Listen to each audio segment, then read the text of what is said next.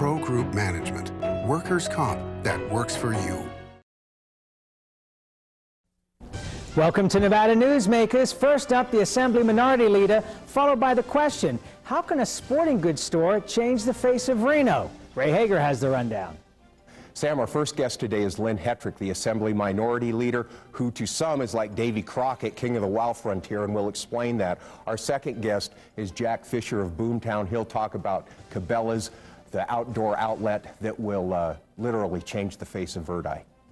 And coming up on the Power Pundit panel, Pat Coward, Marlene Lockard, and Bob Crowell. It's all coming up next on an all-new Nevada Newsmakers.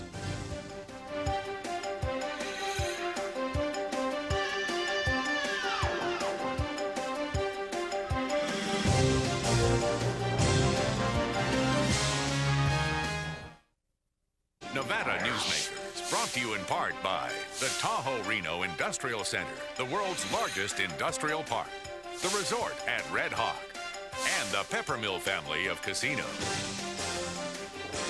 This is one of Sierra Power's main generating plants. It's right next door to the Tahoe Reno Industrial Center. These plants provide all the clean, reliable power that businesses need. TRI has 3 independent power generation facilities on site. For sensitive manufacturing companies and high-tech firms, this benefit is invaluable. Welcome to the Tahoe Reno Industrial Center, the largest industrial park in the world, building economic prosperity for Nevadans. I tell you, John, this industry has really changed. Tell me about it. You seemed to do pretty well last year. What's your secret? No secrets. Although I'll tell you something. The smartest thing I did was sign up with Pro Group Management. Really? Yeah, they do workers' comp, right? Yeah, their services are great. And get this, they saved me 30%. I've heard they saved others 50%. That works for me. Pro Group Management. Finally, workers' comp that works for you. For more than a decade, the Southern Nevada Water Authority has been helping the community embrace conservation as a way of life. That includes replacing more than 50 million square feet of grass with water-smart landscaping. During the worst drought on record, watering restrictions and tough landscaping codes have reduced the community's water use by billions of gallons, even as thousands of new residents were moving into Nevada. That's smart water management, and that's our promise to Nevada.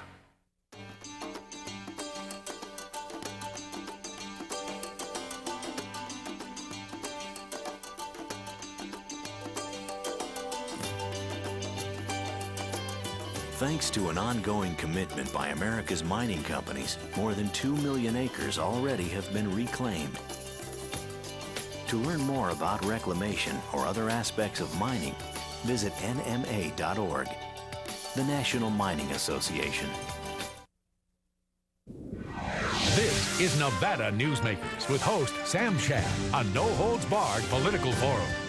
Now, from the Nevada Newsmakers broadcast headquarters, here is Sam Shad. And along with Ray Hagar, we're joined by Lynn Hettrick, who's the Assembly Minority Leader. Welcome to the program, Lynn. Thank you. Good morning. Lynn, is there something that could happen today that possibly could solve this property tax issue at the legislature? Well, Ray, I don't know for sure, but as you know, we had a hearing on Friday. Ms. Buckley and I, the Majority Leader, Floor Leader, and I testified on the property tax bill that we're recommending right now, and I'm hearing rumors, I don't know yet, that we may have an emergency meeting this morning and try to get this thing passed. Okay. Now, it's going to be 3% for homeowners, correct? Correct. And that's a cap. And then for business owners, you were quoted as saying in Clark County, for example, that the increase could be as much as 10%, but that they were looking at possibly as high as 28%. That's correct. What the way it works for business, all homes, regardless of price, are capped at 3. The business is the 10-year historical growth of the county, or 2 times CPI, whichever is greater.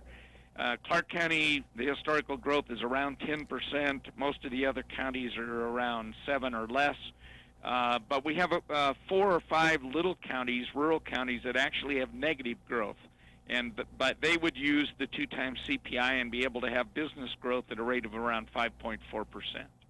Okay, let's talk about water. There were some proposals brought up last week. Any cause for concern with some of these proposals? In terms of water? Yeah. I don't think the property tax issue relates directly to water. Oh, no, I'm sorry. I changed subjects on you there. Okay. You're talking about where we're going with water bills in general. There are multiple bills in, but most of those bills were very complex, and they have been the last of the bills coming out. And so we haven't had a really good opportunity to look at any of the water bills. You know, of course, that we proposed an inventory of water. There are other bills out here asking for adjudicating the various valleys, which means the court would actually determine the water rights and the like. But we've had no chance to review any of those. The language is just out. Okay, Lynn, let's go back to the 2003 legislature for 1 minute.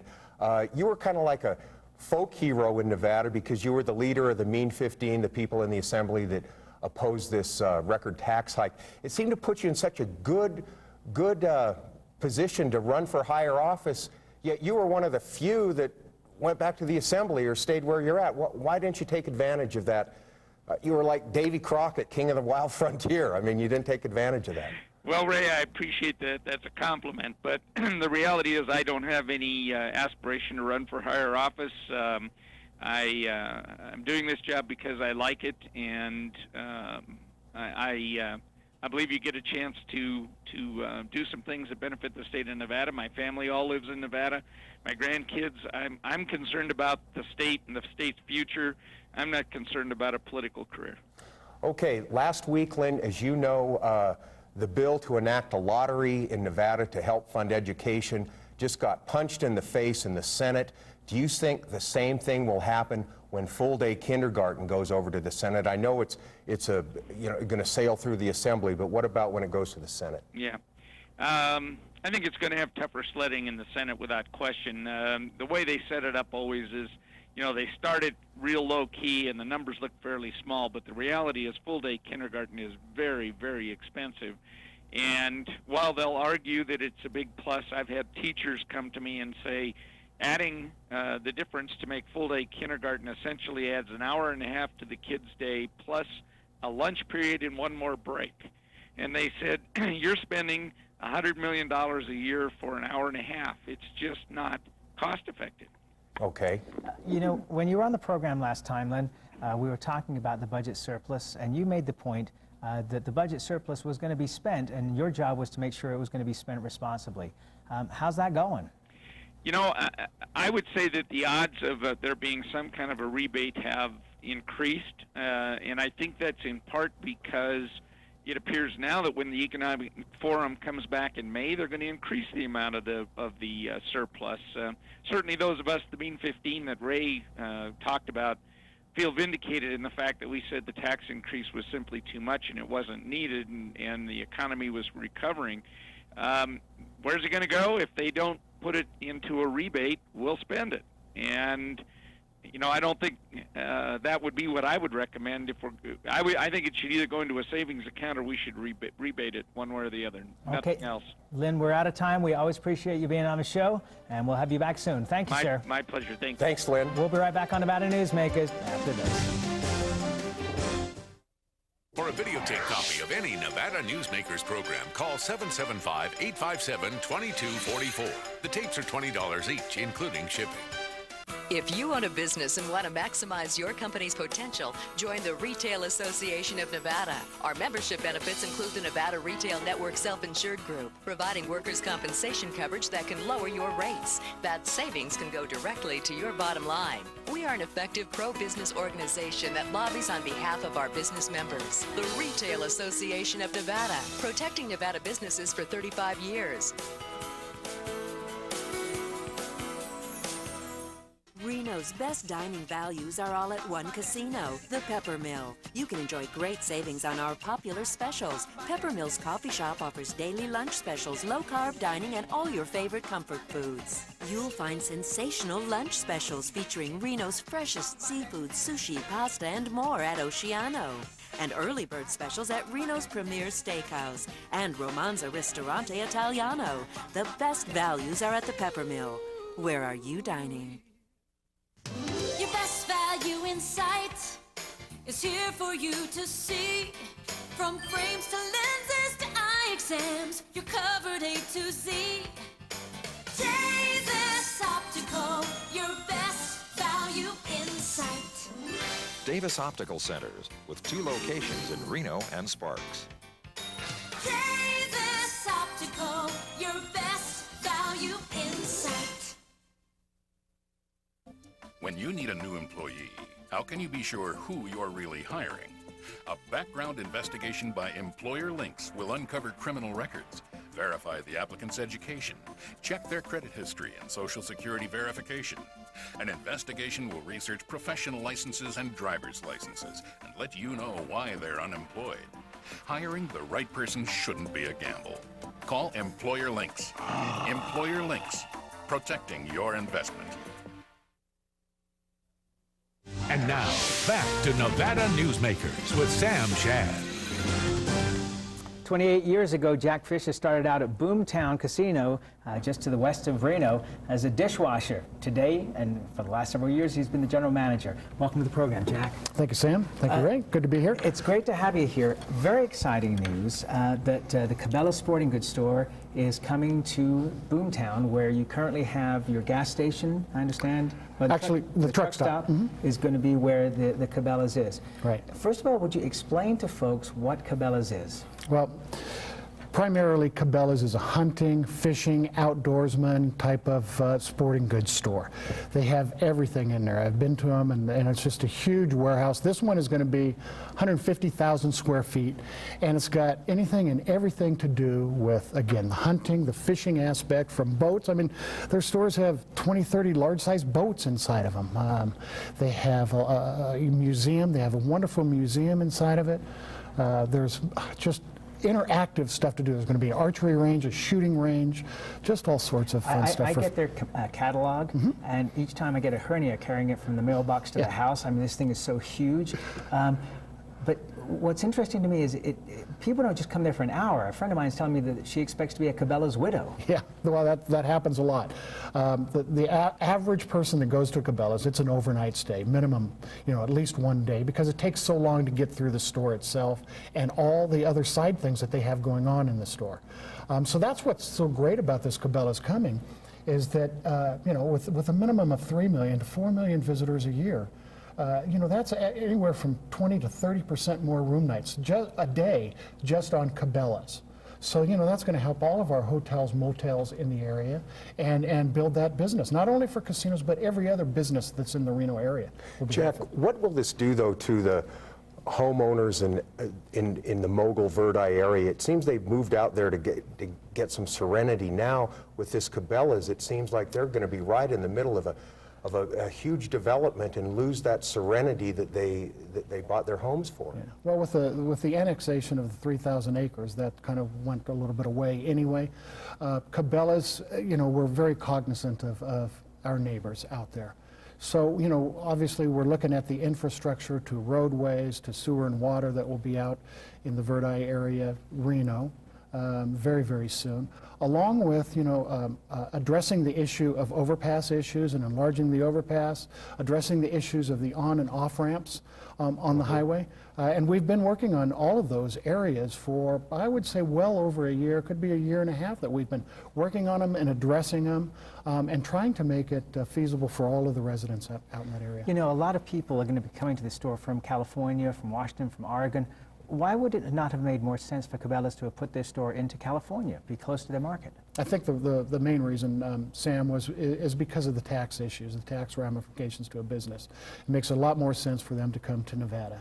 And we're glad that they did decide Nevada, and we're glad they did decide right next door to Boomtown.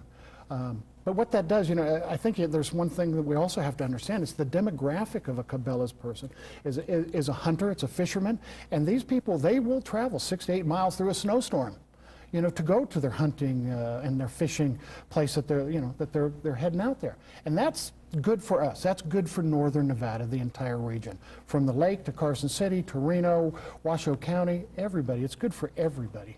Well, Jack, now, with Boomtown, are you going to have to expand yourself? Because these Cabela's, like in Michigan, the Michigan Cabela's get 6 million visitors annually, and actually a town grew up around the Cabela's. I mean, you're going to need a lot more hotel rooms. Does that mean that Boomtown is going to expand drastically? Well, I don't know if drastically is the word. But it's the only one I could think of at the time. there aren't any plans right now to expand Boomtown, but the whole process was getting the deal signed.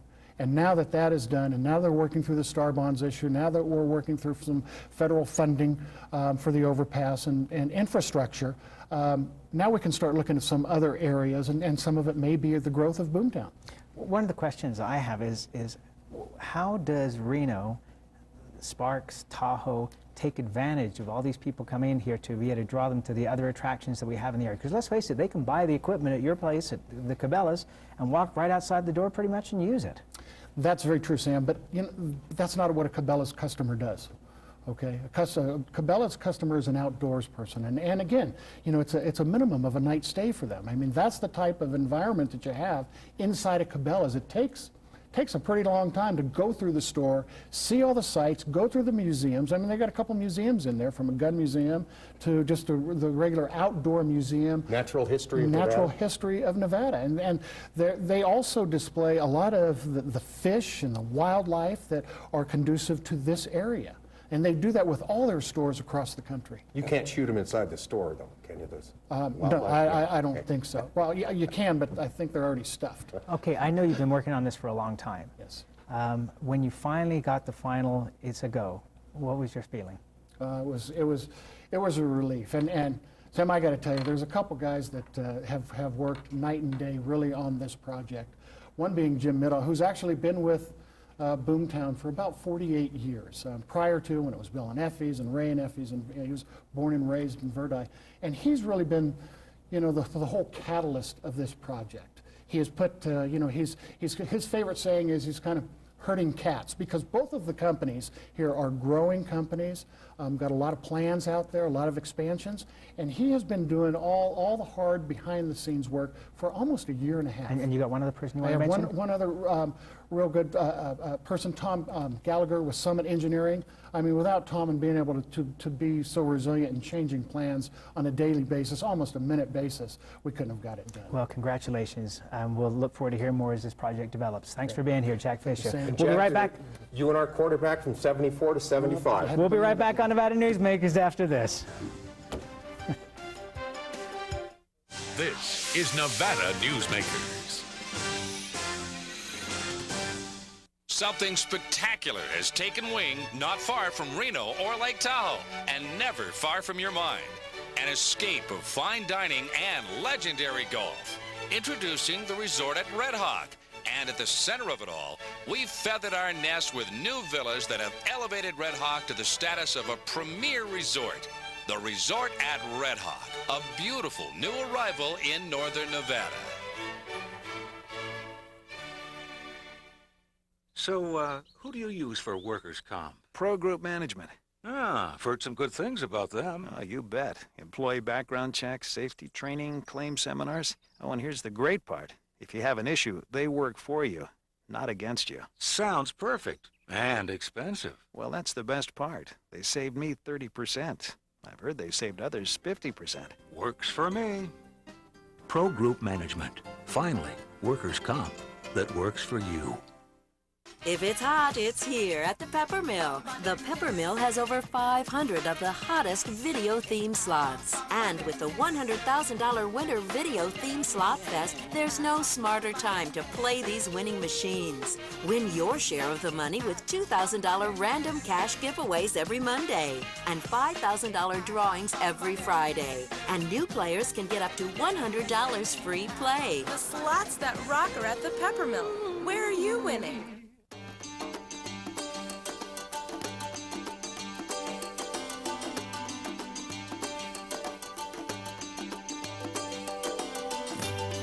Many of the materials we rely on every day come from the ground, and modern mining technology brings them to us cleaner and safer than ever before. To learn more about America's natural resources, visit nma.org, the National Mining Association. And now, back to Nevada Newsmakers with Sam Shad. And we're joined now on our Pundit panel today by Pat Coward. Welcome back to the program. He's a lobbyist. Marlene Lockard with Capital Strategies, and Bob Crowell with the Crowell Group. Welcome to all of you. Good morning. Okay, you listened to Lynn Hettrick's interview there. Pat, can you give us the explanation on the business portion of that tax? Because my head was going whoop. Well, I wasn't there Friday for the meeting, but my understanding is that they take each county and take a 10-year rolling average, and that's the basis for A rolling coming up average of the previous levels of growth, tax increase. tax increase. Okay. Previous levels of assessed valuation. Yeah, assessed values. And then they bump that against the CPI for the last Consumer Price 2 Index. years, I think it is, and then they'll take the whichever is the I think it said whichever is the lowest of those. Lowest of those. Okay. Because you do have some counties in the rural that are in the minus side of that, so That that's have had negative growth. negative growth. Right. Okay, so Marlene, is this going to work? Well, it sounds like they've got the sign-off of all the key folks that they need to have sign-off on from listening to the hearing last Friday. I do think that this will probably move forward as the vehicle to solve this issue. Once they get this out of the way, then they can really turn their attention to some of the other big issues that are percolating in the legislature.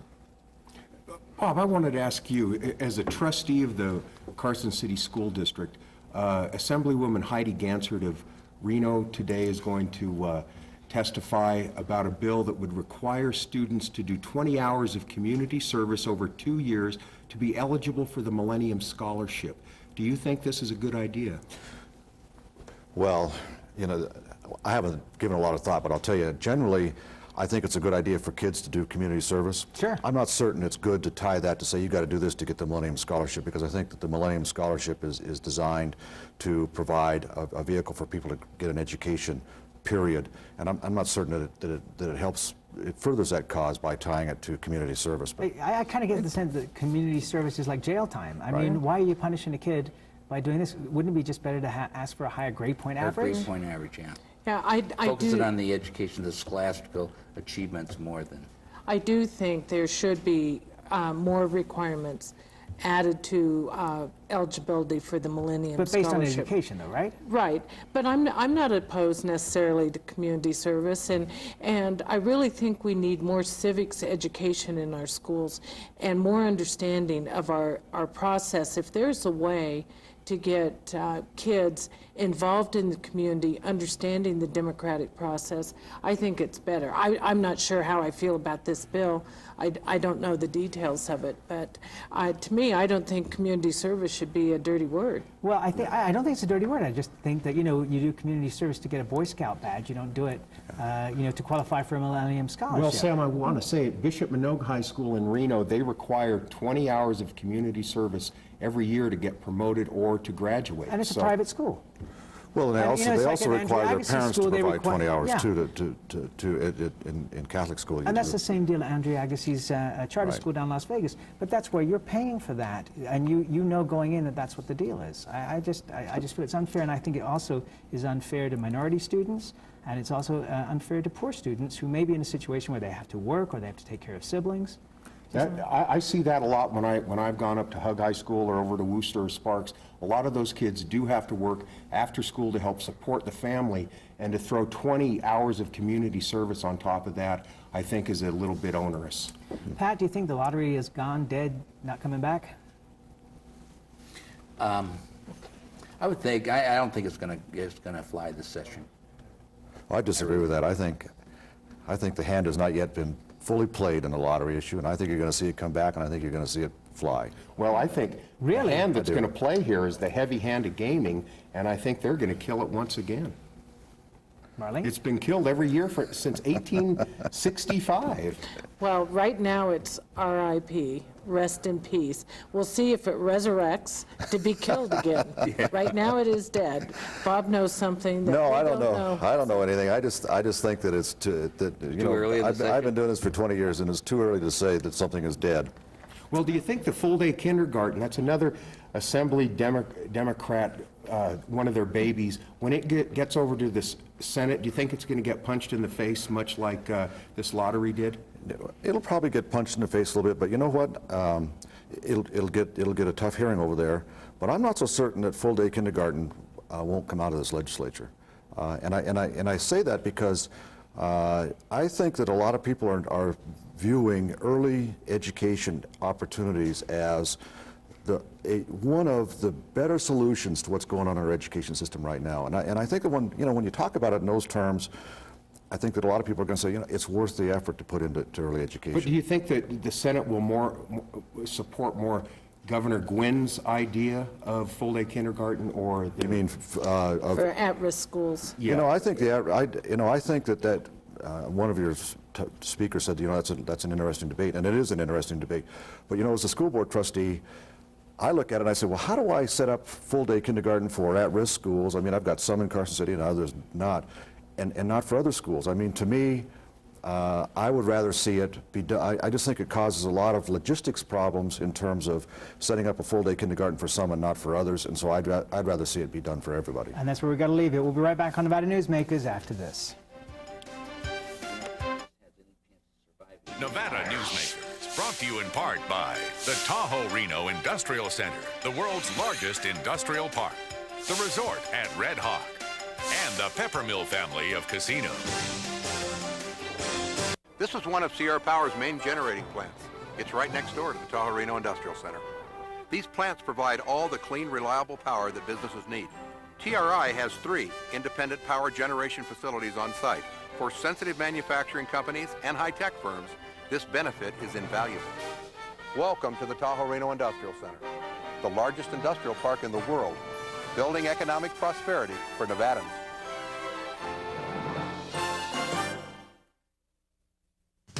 Your best value in sight is here for you to see.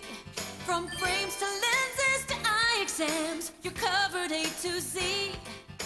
Davis Optical, your best value in sight. Davis Optical Centers, with 2 locations in Reno and Sparks.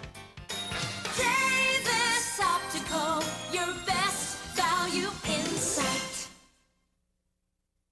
If you own a business and want to maximize your company's potential, join the Retail Association of Nevada. Our membership benefits include the Nevada Retail Network Self-Insured Group, providing workers' compensation coverage that can lower your rates. That savings can go directly to your bottom line. We are an effective pro-business organization that lobbies on behalf of our business members. The Retail Association of Nevada, protecting Nevada businesses for 35 years. It really was a matter of confusion, and I also had the stress on my wife was considerable too, as she ran around talking to the right people and trying to track down resources that would improve my health and make me independent again. One-stop access for caregivers, NevadaCareConnection.org. A lot of boxing metaphors today. Listen, who's coming up tomorrow? Well, Sam, tomorrow we have Senator Steve Horsford of Las Vegas, an outspoken freshman legislator, and then we also talk about big changes for Story and Lyon counties. We'll see you then. Thank you.